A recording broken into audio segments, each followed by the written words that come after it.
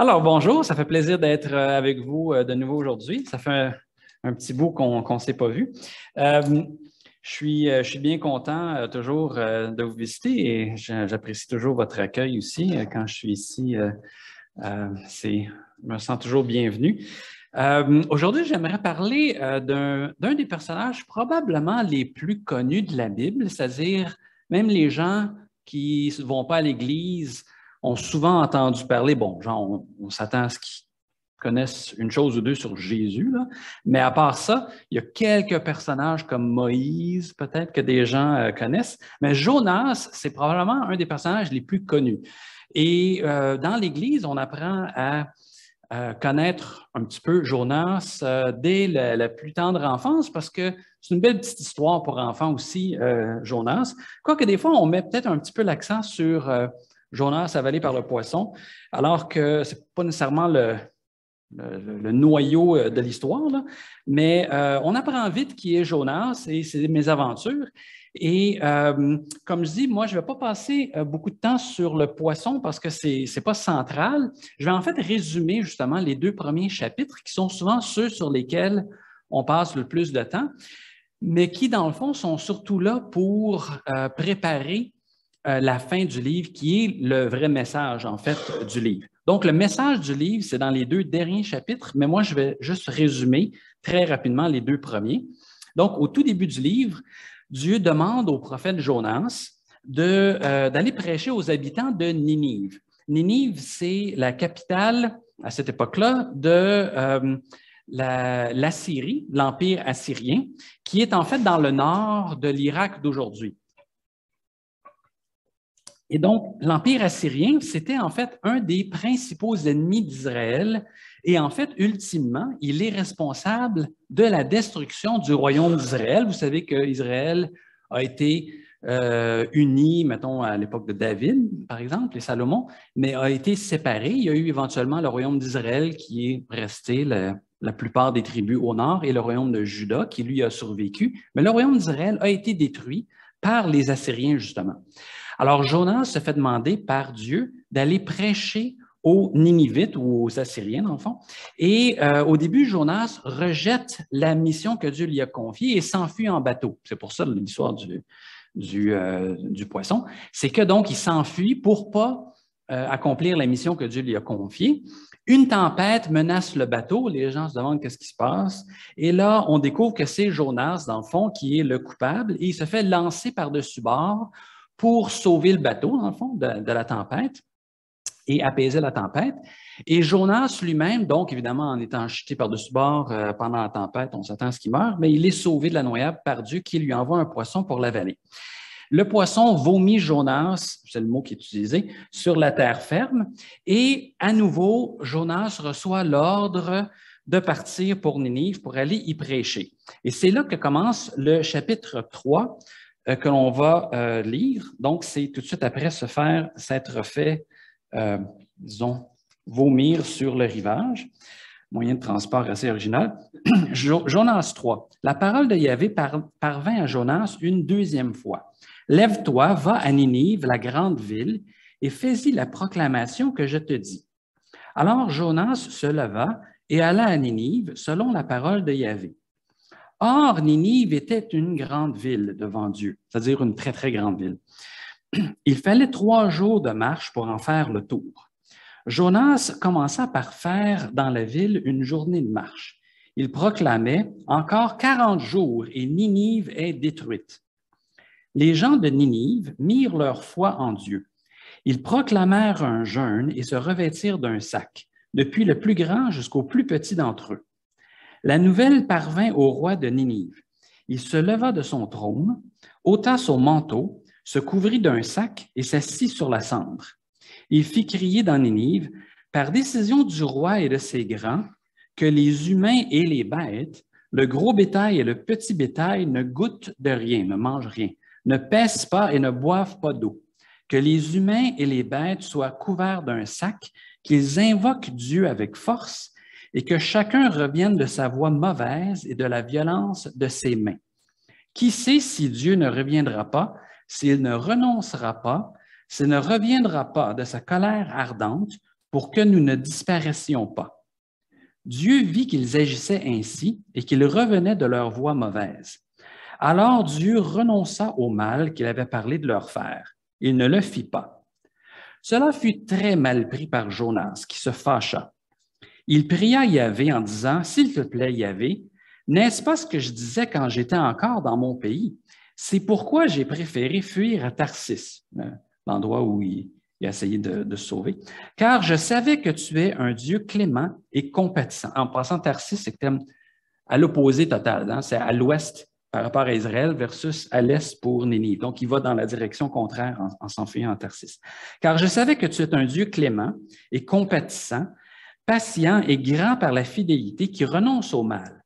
Maintenant, Yahvé, prends-moi la vie, je t'en prie, car mieux vaut pour moi mourir que vivre. » Yahvé répondit, « Fais-tu bien de te fâcher? » As-tu raison de te fâcher, mettons? Jonas sortit de la ville et s'assit à l'est de la ville.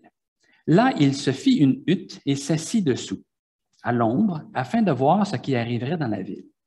Yahvé Dieu fit intervenir un ricin qui s'éleva au-dessus de Jonas pour donner de l'ombre sur sa tête et le délivrer de son mal. Jonas éprouva une grande joie à cause de ce ricin. Le ricin, c'est une plante, là. Mais le lendemain, quand parut l'aurore, Dieu fit intervenir un ver qui s'attaqua au ricin, et le ricin se dessécha.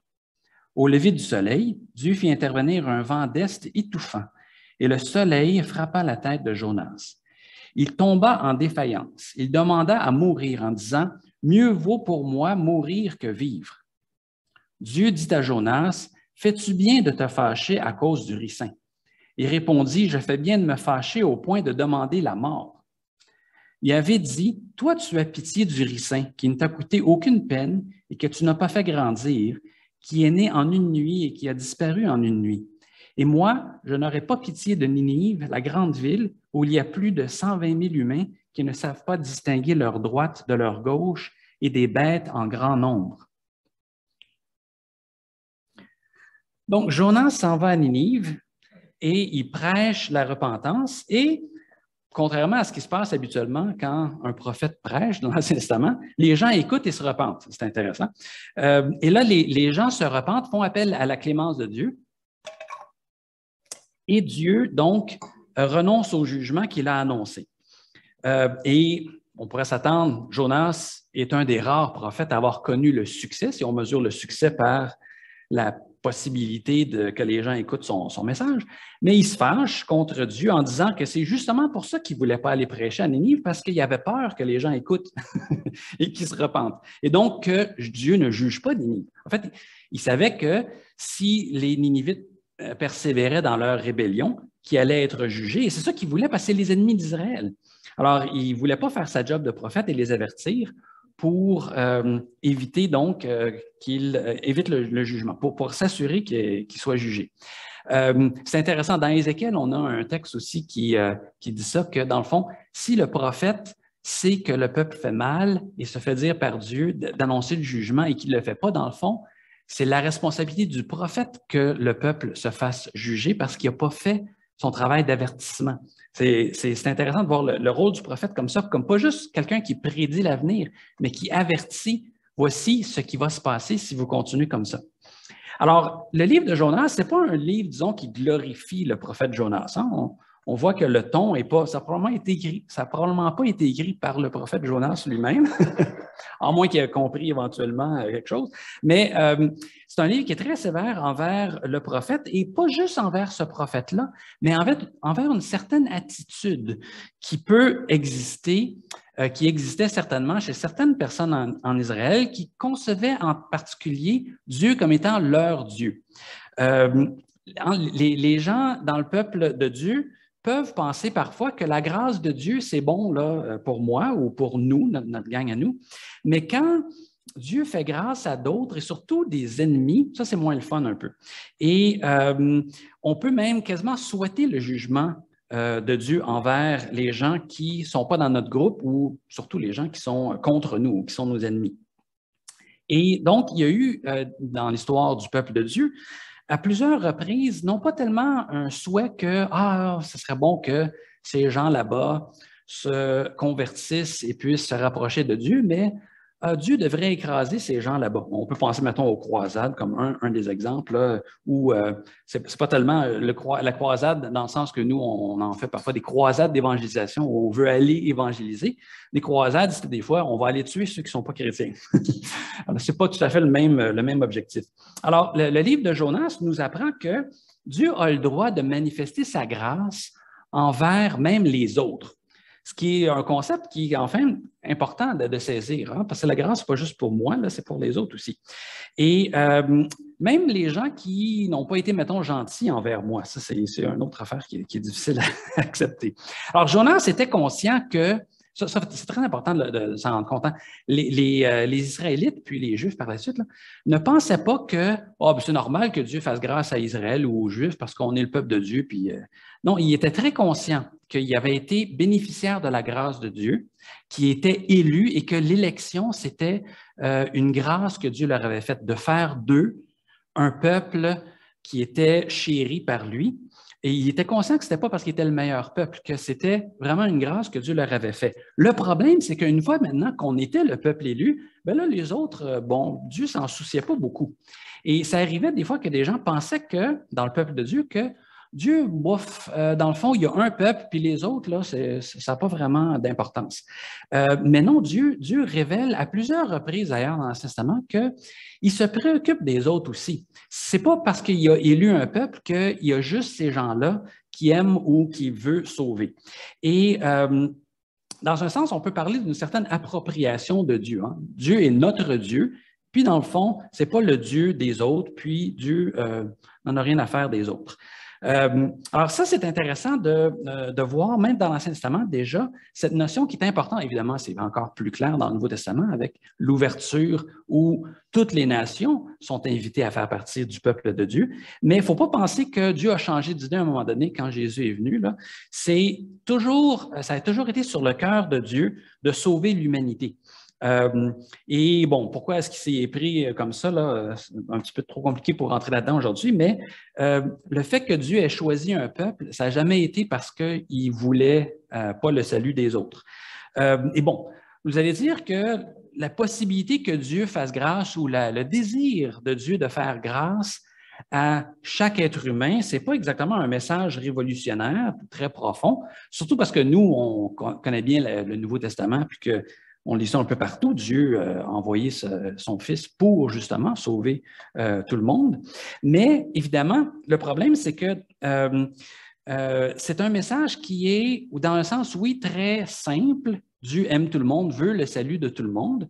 Mais dans le fond, le problème, c'est que c'est plus difficile, encore une fois, comme beaucoup d'autres messages simples dans la Bible, de savoir quoi faire avec ça. Notamment de savoir que, étant donné que les autres personnes ne méritent pas moins, mais évidemment pas plus, la grâce que nous, ça veut dire donc que Dieu peut vraiment leur faire grâce aussi. Hein? Parce que des fois, on a tendance à penser que je sais que j'ai besoin de la grâce de Dieu, mais au moins, moi, j'ai quand même fait quelque chose pour l'avoir, cette grâce-là, mais on ne mérite pas plus la grâce de Dieu que les autres.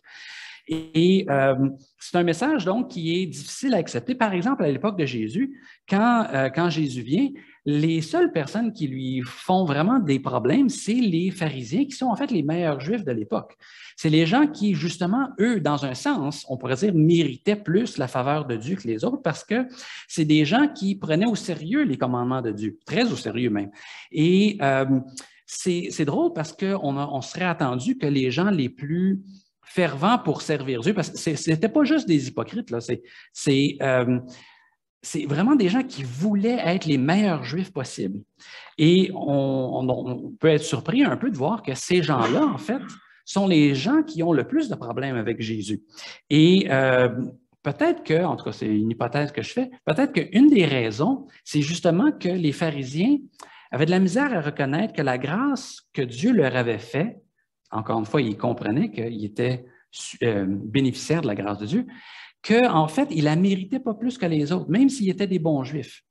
Là, on a vraiment besoin de la grâce de Dieu et, encore une fois, c'est facile d'accepter ça à la base, mais une fois qu'on dit oui à Dieu et qu'on fait des efforts pour être un bon chrétien, on a comme un petit peu l'impression des fois que, ouais, ben tu vois, finalement, Ben, je la méritais peut-être pas, la grâce, mais quand même, je suis en train de travailler à la mériter un petit peu plus qu'avant. Puis, c'est facile de commencer à dire, ben, en fait, peut-être que Dieu m'a fait grâce un petit peu parce qu'il savait que j'allais être un bon chrétien, finalement. Et c'est pas de même que ça marche. C'est vraiment une grâce. Hein? C'est vraiment quelque chose qu'on ne mérite pas et on ne regagne pas par la suite non plus. Alors, les pharisiens, je pense que quand ils voyaient Jésus passer autant de temps avec des pécheurs, des gens vraiment de mauvaise vie, ils trouvaient ça vraiment dur parce qu'on s'attend à ce que ça fait des siècles qu'il n'y a pas eu de prophète, à part peut-être Jean-Baptiste, mais on n'est pas trop sûr de lui. Et là, qu'est-ce qui se passe? Le prophète, en plus, ça semble être un méga prophète, là, ça semble être le prophète, sinon le Christ. Qu'est-ce qu'il fait? Il ne vient pas voir les meilleurs Juifs, on serait attendu à ça. Tu sais. Non, il va voir des gens qui, en fait, on devrait éviter parce que côtoyer ces gens-là, ça nous pollue carrément comme Juifs. Hein? C'est pas juste que c'est des gens avec qui on n'aime pas se tenir, mais que ça nous rend impurs. Alors, c'est vraiment pas une bonne idée de passer du temps avec ces gens-là. Et pourtant, Jésus semble s'être beaucoup préoccupé de ces gens-là. Alors, c'est très difficile, je peux comprendre psychologiquement là, que les pharisiens aient eu beaucoup de difficultés avec Jésus. Et évidemment, c'est encore une question de reconnaître que, oui, Dieu peut faire grâce aux autres, même quand les autres semblent le mériter encore moins que nous. Et si vous vous rappelez, on ne lira pas pour les fins de temps, mais je vous invite à relire, en fait, tout le chapitre 15 de Luc, où il y a quelques paraboles, 3 paraboles qui sont données là, sur la brebis perdue et retrouvée, la pièce perdue et retrouvée et le fils perdu et retrouvé. Et chaque fois, il y a cette idée, dans les 2 premières, il y a cette idée qu'il faut se réjouir de ce qu'on a retrouvé la chose perdue. Et quand le fils est perdu, ben, qu'est-ce qu'il y a de plus dans cette parabole-là? C'est qu'il y a l'autre frère qui, lui, n'a pas été perdu et retrouvé et qui ne se réjouit pas avec son père de ce que le fils soit perdu et retrouvé. Et c'est ça l'idée, c'est que les pharisiens sont comparés aux frères aînés où toi, là, tu étais supposé, tu es toujours resté fidèle, tu es toujours resté à côté, mais toi, tu étais supposé d'être content quand ton frère y revient. Et tu ne l'es pas, et donc, en fait, tu es comme un pharisien. Donc, c'est une parabole qui ne parle pas juste de la grâce de Dieu envers le pécheur, mais aussi de la réponse appropriée aux justes, mettons, aux bons juifs pharisiens, quand Dieu fait grâce aux pécheurs. Il faudrait, en fait, que les pharisiens soient contents que Jésus soit auprès des pécheurs, mais ils ne le sont pas. Alors, les pharisiens sont comme le fils aîné qui refuse d'être content que le fils prodigue soit revenu. Alors, Dieu, donc, on a l'impression, oui, il fait grâce à tout le monde, mais dans le fond, c'est moins facile à accepter quand c'est envers certains groupes qu'envers d'autres. Alors, dans le cas de Jonas, évidemment, c'était probablement particulièrement difficile d'accepter que les gens qui étaient la plus grande menace, en fait, à la survie d'Israël et qui éventuellement a mené à sa destruction, puissent recevoir la grâce de Dieu parce que les Assyriens étaient vraiment, on pourrait dire des crapules, hein, dans le sens que c'est un petit peu dans l'air du temps, il faut dire, là, à cette époque-là, mais c'était des gens qui, quand on faisait la guerre, là, ils étaient particulièrement cruels. Je n'entrerai pas trop dans les détails, là, mais une des stratégies, disons, c'était mettons, est-ce que je peux rentrer dans un petit détail, mettons, d'assiéger une ville en empalant, dans le fond, des gens autour qui avaient été capturés pour donner l'exemple, mais aussi comme, l'idée, c'est de remplacer par un nouveau frais là, quand il meurt, là, pour que pendant des semaines et des mois de temps, on entende les gens en train de mourir, en fond, autour de la muraille. Ça, c'est juste pour le moral des gens, là, pour essayer d'affecter le moral à l'intérieur. Ce n'est pas vraiment pour...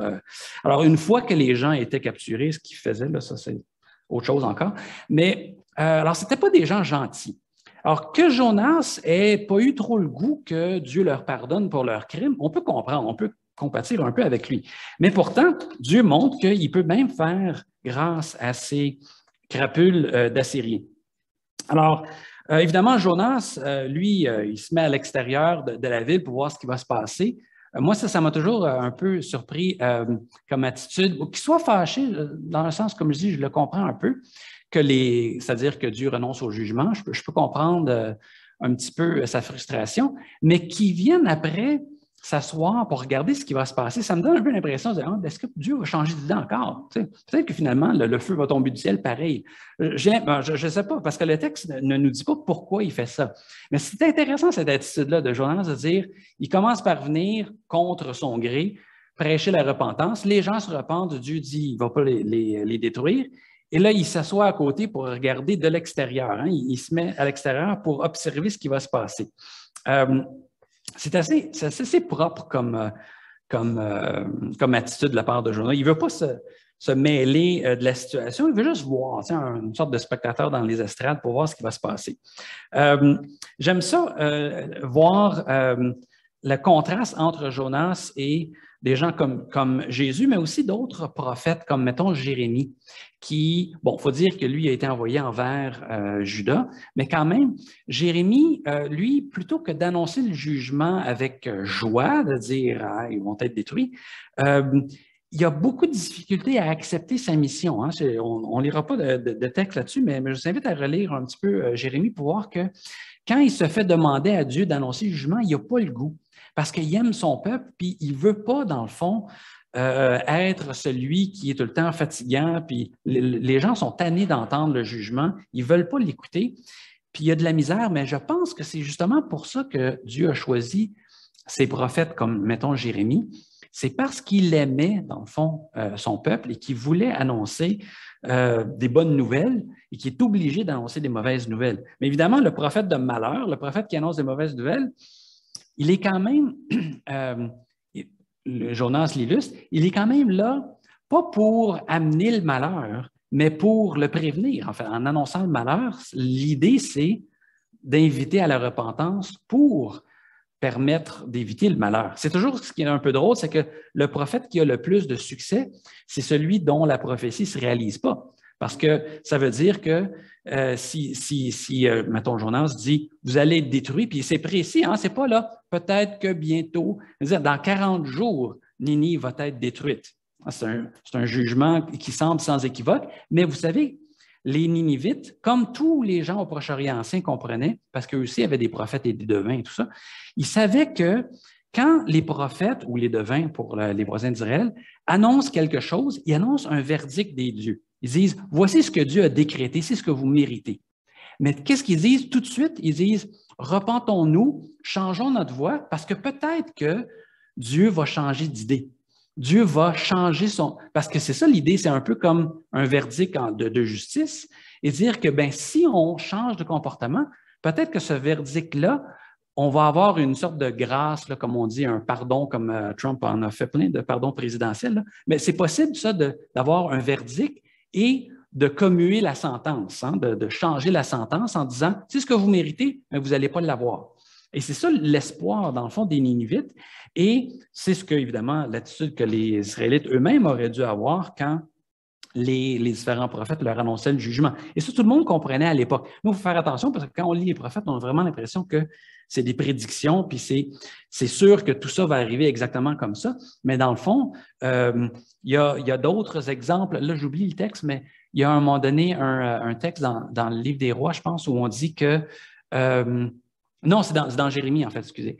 Dans Jérémie que, dans le fond, les gens veulent tuer Jérémie justement parce qu'il annonce le malheur, mais il y a des gens qui sont sages qui viennent dire « Non, mais attends un petit peu, le fait qu'il annonce un malheur, là, ça ne veut pas dire qu'il est en train d'amener le malheur. Rappelez-vous à l'époque de Michée, l'autre prophète biblique, là, à l'époque de Michée, il avait annoncé la destruction de Jérusalem, mais les gens se sont repentis, ils ont écouté Michée, puis on a évité la destruction de Jérusalem.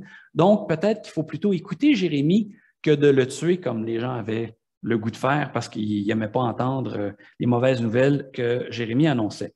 Alors, ce que le livre de Jonas nous démontre, c'est une attitude, oui, de Jonas le prophète, mais nous invite aussi, comme membres du peuple de Dieu, de faire attention à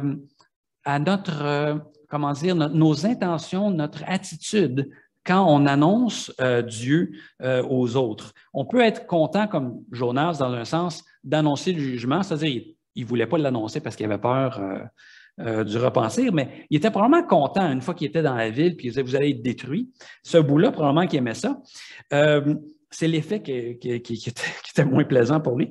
Mais dans le fond, l'annonce du jugement de Dieu, l'annonce de la justice de Dieu doit toujours être faite, à mon avis, à la lumière de l'expérience de Jonas, dans l'attitude de souhaiter le salut des gens. Ce n'est pas une fin en soi de dire, bon, vous allez en enfer si vous ne croyez pas en Jésus. Le but ici, en annonçant le jugement de Dieu, ça doit être d'annoncer en même temps, évidemment, la grâce de Dieu pour espérer que, justement, les gens vont bien choisir. C'est toujours le but d'annoncer le jugement de Dieu, c'est que les gens l'évitent. Mais c'est ça le problème de Jonas. Il ne prêche pas avec amour, un souci d'éviter le jugement. Il prêche, en fait, avec une certaine hargne contre les ennemis du peuple de Dieu. Alors, bon, évidemment, les contre-exemples ou les mauvais exemples dans la Bible, il y en a plein, et ce n'est pas toujours les exemples les plus plaisants, mais dans un sens, c'est souvent les exemples qui sont les plus proches de nos vies. On est invité à faire comme Jésus, mais c'est dur de faire comme Jésus tout le temps. On est invité à ne pas faire comme des gens comme Jonas. Ça, des fois, c'est plus facile de se reconnaître dans des gens comme ça. Alors, je nous invite à la lumière de l'exemple de Jonas de réfléchir à notre approche par rapport aux autres. C'est sûr, les gens autour de nous sont pécheurs et les gens, tu disais, on voit de moins en moins dans les partis politiques un souci de faire la volonté de Dieu, je pense que c'est assez clair. La société n'est pas conforme à la volonté de Dieu, c'est clair. Mais encore une fois, rappelons-nous que notre désir de perfection, notre désir de plaire à Dieu, de faire la volonté de Dieu, doit d'abord être dirigé envers nous-mêmes pour être très exigeant envers nous-mêmes. Et quand c'est dirigé envers les autres, ça doit être pour discerner, c'est sûr, dire, bon, ce que ces gens-là font, c'est pas acceptable, c'est pas bon. Mais ça doit toujours être accompagné aussi par le fait que, oui, c'est vrai, ce qu'ils font, ça ne plaît pas à Dieu, mais de l'autre côté, la grâce que Dieu a manifestée envers moi, il veut aussi la manifester envers eux. Et Dieu aime ces gens comme il m'aime moi. Et dans le fond, notre but doit toujours être d'essayer d'inviter les gens à se rapprocher de Dieu. Et d'être, dans le fond, moins comme Jonas, c'est plus comme, mettons, Jérémie ou Jésus, dans le fond, qui prêchait toujours dans un souci d'inviter les gens à entrer dans l'amour de Dieu. Les prophètes qui aiment le peuple sont des prophètes qui ne renoncent pas à annoncer le jugement, mais qui annoncent le jugement pas pour retourner le fer dans la plaie, mais pour finalement essayer ultimement d'éviter que les gens subissent le jugement de Dieu. On est en fait appelé à être la lumière dans le monde, une lumière qui donc va montrer la noirceur qui existe ou les mauvaises choses. Hein, c'est ce que Jésus dit dans Jean. Les gens n'aiment pas la lumière parce que ça révèle en fait que leurs œuvres ne sont pas bonnes. Mais en même temps, la façon aussi d'éclairer par la lumière, c'est une invitation quand on se voit comme il faut dans le miroir, puis que, oups, peut-être fallu que je me peigne.